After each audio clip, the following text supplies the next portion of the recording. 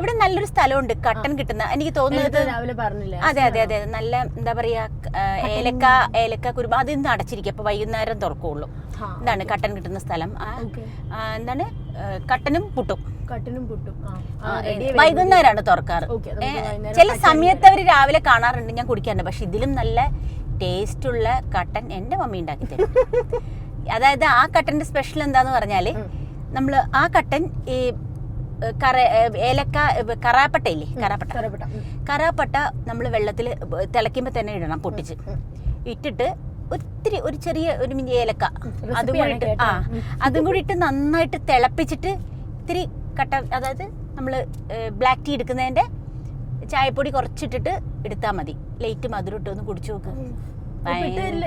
ഭയങ്കര ഇട്ട് തരാലോ, ഭയങ്കര ടേസ്റ്റ് ആയിരിക്കും.